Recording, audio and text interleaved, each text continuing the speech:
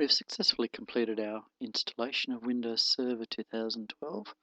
So now we're going to do some configuration, or initial configuration of the server. One of the things we'll need to do is give it a static IP address, because servers should have static IPs. So I'm going to start it up in VirtualBox. In future videos I won't show any of this startup, so you won't have to sit through it again.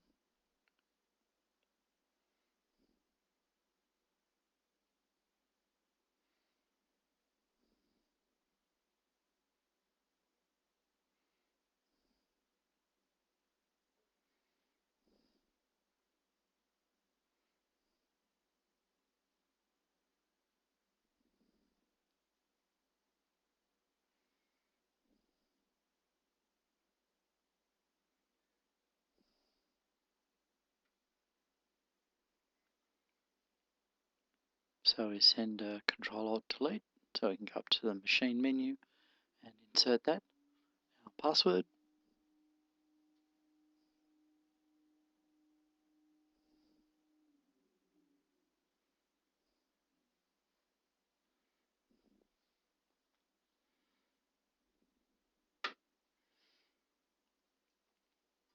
Our Server Manager tool starts up.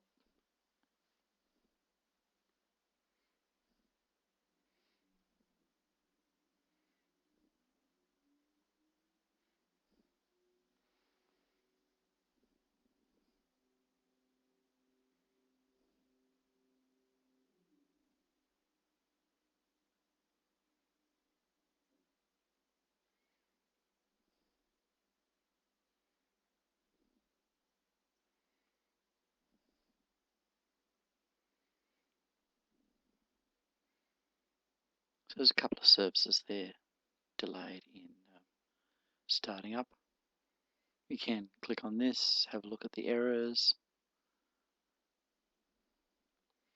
At this stage there's nothing drastic there that I really need to worry about. So click on the local server. So don't particularly like the name Win, etc, etc. Don't particularly want it in the work group either. So that's one of the things, or a couple of things we'll be changing shortly.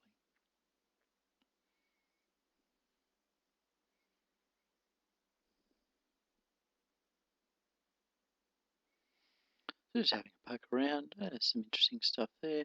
So let's go into computer management, and if you remember in our specifications or in our install, we split the disk into two partitions. Actually, Windows added a third system partition there right at the front of disk 0. So we're going to format the second half of the drive, and yep, that's fine. I'm going to give it the letter U because we're going to put the users files on here, so it kind of sort of makes sense, and we'll give it the name users. Next. Yep, and that'll do a quick format, and basically it's done. While we're here, let's set the name of the volume, system volume, to system.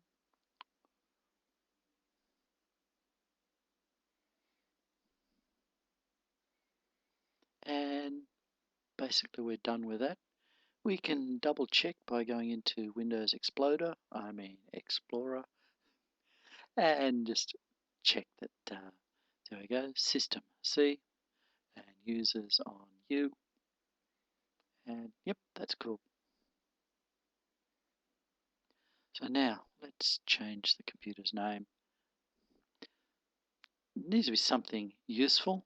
Now in this case I'm going to give it a name, 312 server, and I'm going to change the work group again away from work group. Such exciting names Microsoft come up with, and I'm going to call the work group 312 local.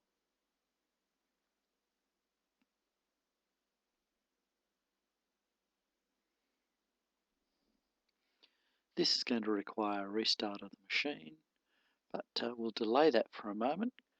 I actually want to hop down to the network interface, and we'll give our machine a static IP. Oops, right click, not left click. Open network and sharing. Now I've decided I'm going to use the 10 RFC 1918 range. As you can see, it's currently in 198. So I'm just going to set the IP address of this machine to 10.22.50.1. So this is the gateway, would be the main server for the system. Default path is going to be itself. Preferred DNS is going to be itself. And I'll also give it the loopback address. So 127.0.0.1. Close that. That's all done. And give the machine a quick reboot.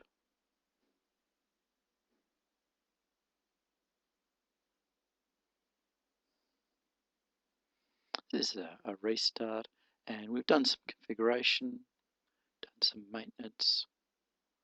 So I'll just give it a label. So what do we got? Operating system reconfiguration planned. Yep, that sounds right. And we take the machine down. Be back shortly.